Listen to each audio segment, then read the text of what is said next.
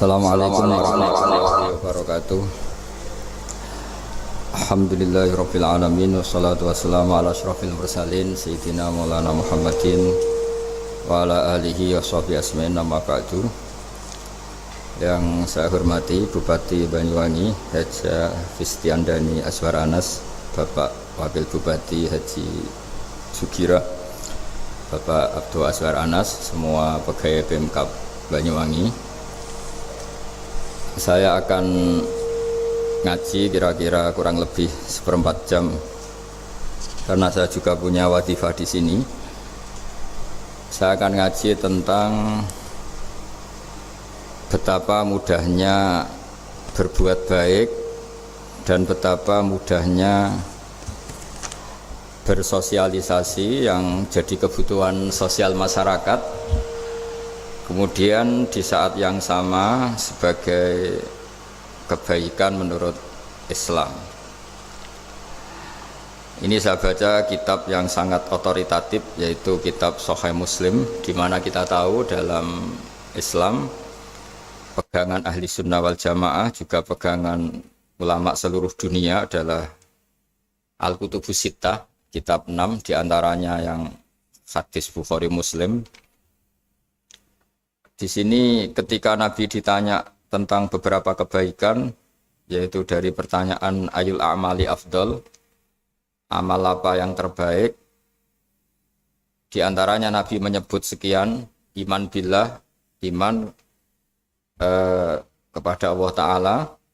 Kemudian ini yang penting dilakukan semua pemimpin, oleh bupati, oleh wakil bupati, oleh seluruh pemimpin, baik struktural maupun kultural, maupun pemimpin kecil, yaitu di keluarga. Yaitu Nabi ngendikan di antara misi Islam adalah memperdekakan budak. Kemudian ada yang lagi tanya lagi, fa'illam af'al. Lalu dari sekian kebaikan yang butuh biaya itu saya tidak mampu melakukan ya Rasulullah. Kalau nyumbang masjid saya tidak mampu, kalau berbuat bikin fasilitas umum saya tidak mampu. Ada yang sekian pertanyaan dari sahabat, kalau misalnya kebaikan yang butuh biaya kami tidak mampu, termasuk di sini disebutkan kemampuan berhaji, kemampuan zakat, kemampuan sedekah, kalau semua itu kami tidak mampu ya Rasulullah. Kata Nabi, tu'inu shani'an aw tasna'u li akhraq. Ini di Sahih Muslim di bab iman dengan judul Babu bayani kaunil iman billah afdalal a'mal. Kalau saya tidak mampu semua melakukan itu ya Rasulullah, yaitu melakukan kebaikan yang butuh biaya, kayak bangun masjid, bangun jalan, bangun fasilitas-fasilitas publik. Tu'inu shani'an aw tasna'u li akhraq. Tu'inu nulungi sira shani'an ing wong sing ahli sun'ah, ahli kreatif, atau ahli, kalau orang sekarang itu bilang dia pekerja rumahan atau production house atau apa saja. Autas nauli akhraq, atau kamu membantu orang yang tidak punya pekerjaan.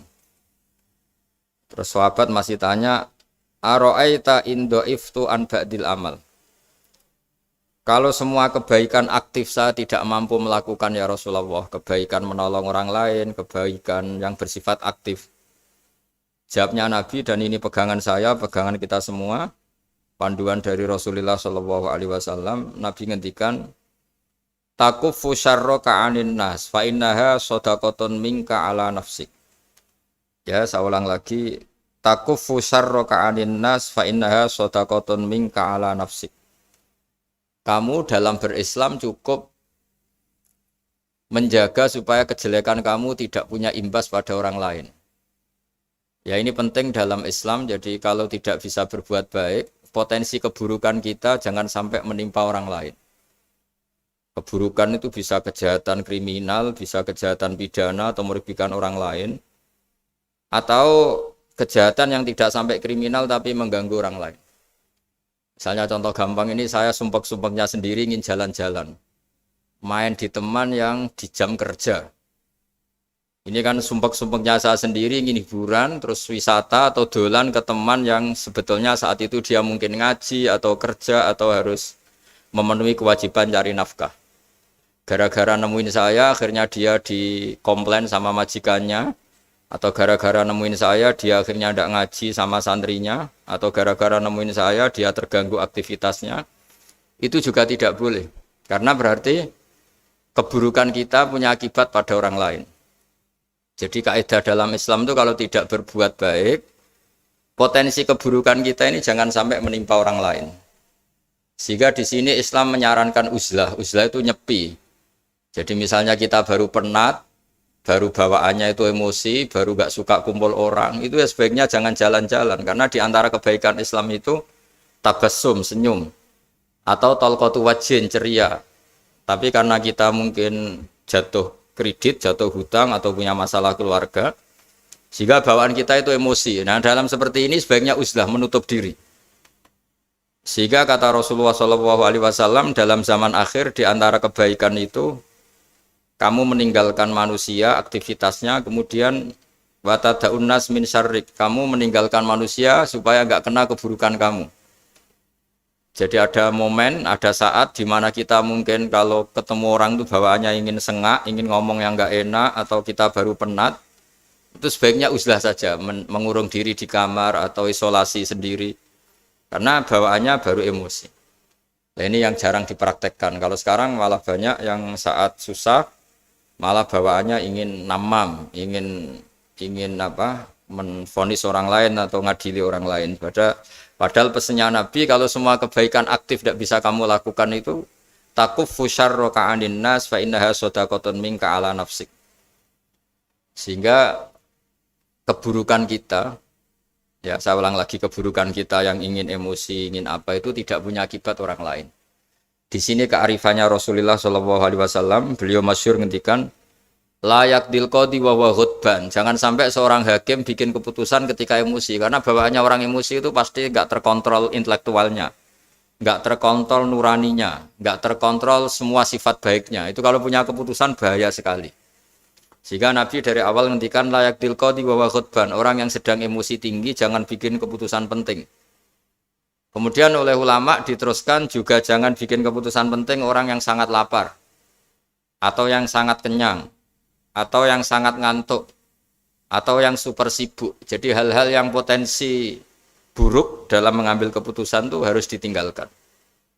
Sehingga misalnya bupati atau wakil bupati kalau sedang tidak nyaman dengan suasana apa, nggak boleh rapat kemudian memutuskan keputusan penting. Begitu juga kiai dan semuanya.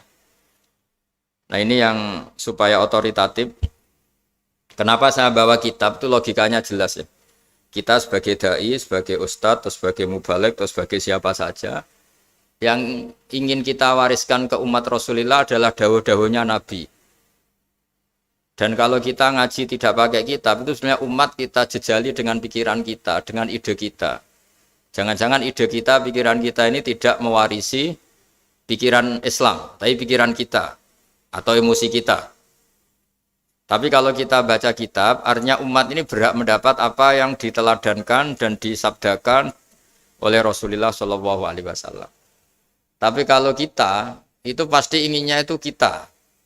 Misalnya kita Bupati Banyuwangi, mungkin kita akan cerita Banyuwangi dengan asik. Tapi bagi daerah lain, apa urgensinya bagi saya? Begitu juga kalau kita kiai, mungkin kita akan cerita fadhilnya kiai. Tapi bagi orang lain yang keutamaannya jadi pekerja, jadi satpam, jadi guru, jadi pegawai negeri yang adil. Sehingga subjektivitas kita ini akan tinggi. Tapi kalau kita sebagai kiai baca hadis, maka umat ini mendapatkan panduan dari Rasulullah SAW.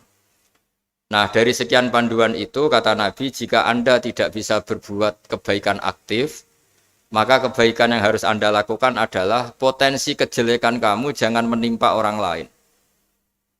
Makanya saya berkali-kali bilang, saya ini termasuk kiai yang jarang main ke alumni.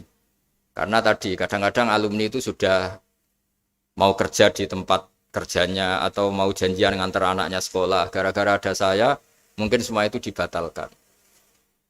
Sehingga silaturahim itu juga harus dimanage supaya tidak mengganggu haknya orang yang kita silaturahimi. Jangan sampai silaturahim jam 9, saatnya orang kerja, kemudian dia dapat peringatan dari pabriknya gara-gara sering didolani kiainya. Itu kan jadi ribet. Atau kiai karena sering didolani terus tidak ngaji, menutupi tamu terus, itu kan jadi ribet. Apapun itu sehingga orang itu harus berpikir perilakunya itu tidak punya akibat la doror wala diror. Jangan mengganggu dirinya juga jangan mengganggu orang lain. Ini oleh Nabi disebut takuffu syarroka adin nas fa innaha sodakotun minka ala nafsik. Sifat buruk kamu itu harus dijaga supaya tidak menimpa orang lain. Dan itu berarti menjadi sodakoh kamu atau amal kamu pada diri kamu sendiri. Jadi ini penting dimaklumatkan ke semua kita bahwa saat kita tidak bisa berbuat baik aktif, misalnya nggak bisa sedekah, nggak bisa menolong orang, setidaknya keburukan kita tidak menimpa orang lain. Nah, termasuk keburukan yang terselubung adalah kita punya pikiran yang menurut kita ini hebat, tapi bagi orang lain mungkin bahaya. Misalnya kita punya pikiran ingin jadi orang kaya raya yang dermawan. Itu artinya kan pikiran baik karena ingin jadi dermawan. Tapi artinya bayangkan orang lain tuh miskin semua butuh derma kamu. Mana mau orang lain kamu bayangkan miskin butuh derma kamu. Orang lain juga bayangkan dirinya kaya gak butuh derma kamu. Itu namanya kebaikan yang subjektif. Kamu ingin jadi kiai yang ngajarin orang banyak. Oke, itu baik. Tapi kan berarti kamu bayangkan orang lain gak bisa ngaji terus kamu saja yang bisa ngaji sehingga kamu yang ngajarin. Ya sudahlah, kebaikan itu udah usah muluk-muluk seperti itu. Jadi apa yang ditakdirkan kita jadi bupati ya jadi yang baik, menolong pekerja-pekerja yang baik. Saya kemarin diceritain banyak oleh Mas Anas aktivitas Pemda Banyuwangi yang menolong banyak orang, juga masyarakat juga saling menolong dan seterusnya dan terusnya. Jadi ini jelas maksud saya supaya bupati dan semuanya pemimpin melakukan kebaikan itu berdasar panduan dari Rasulullah SAW, di mana di antara aturan yang dianjurkan beliau adalah aktivitas kita sebagai manusia adalah tu'inu soni'an au tasna'uli akhra. Kamu selalu punya aktivitas membantu orang lain. Sama semua Pemda sama wakil bupati karena saya tidak bisa lama-lama. Saya punya wadifah. Tadi ini pun sudah ngurting ngaji saya karena saya harus ikut ngaji di sini. Dan mari sama-sama berdoa. Al-Fatihah. A'udzubillahi minasyaitonir rajim. Bismillahirrahmanirrahim. Alhamdulillahirabbil alamin arrahmanirrahim maliki yaumiddin iyyaka na'budu wa nasta'in ihdinas mustaqim. Shiratal ladzina an'amta 'alaihim ghairil maghdubi 'alaihim waladdallin. Bismillahirrahmanirrahim. Nahmaduka ya ghafur ya syakur ya walil hamid. Wa shalli wa sallim ala sayyidina maulana Muhammad sallallahu alaihi wasallam asma'in. Allahumma ij'alna aminin mutmainin alladzina la khaufun 'alaihim wa la hum yahzanun. Waj'al mustama'ana hada ya Allah mustama'an mubarakan ya Allah ya Allah. Allah barik fi mustama'atina wa fi firaqina wa fi uslatina wa fi mu'akhatina. Mu'akhatan fika laka wa fika mu'akhatan ya Allah yuzkaru fiha ismukal azim. Allahumma ya Allah illam akun ya Allah ahlan an ablugha rahmataka ya Allah. Farahmatuka ahlun an tablughana. Allahumma ya wa illam nakun ya Allah ahlan an nablugha rahmataka fa rahmatuka ahlun an tablughana jami'an rahmatuka ya wa awsa ya Allah. Allahumma ya wa maghfiratuka awsa'u min dhunubina wa rahmatuka arja indana min amalina. Allahumma ya wa maghfiratuka awsa'u min dhunubina wa rahmatuka arja indana min amalina. Allahumma ya wa maghfiratuka awsa'u min dhunubina wa rahmatuka arja indana min amalina. Rabbana zalamna anfusana wa illam taghfir lana tarhamna lanakunanna minal khasirin. Rabbi ighfir li wa liwalidayya liman dakhala baitiya mu'mina wa lil mu'minina. Rabbi ighfir li wa liwalidayya liman dakhala baitiya mu'mina wa lil mu'minina wal mu'minat. Rabbana atina fid dunya hasanah wa fil akhirati hasanah wa qina adzabannar. Sallallahu ala sayyidina Muhammad sallallahu alaihi wasallam. Subhana rabbika rabbil izzati amma yasifun wa salamun alal mursalin walhamdulillahi rabbil alamin. Sirrul Fatihah. Bismillahirrahmanirrahim. Alhamdulillahi rabbil alamin. Ar-Rahmanir-Rahim Maliki yaumiddin ya na'budu wa nasta'in ihdinas siratal mustaqim siratal ladzina an'amta 'alaihim ghairil maghdubi 'alaihim waladdallin. Assalamualaikum warahmatullahi wabarakatuh.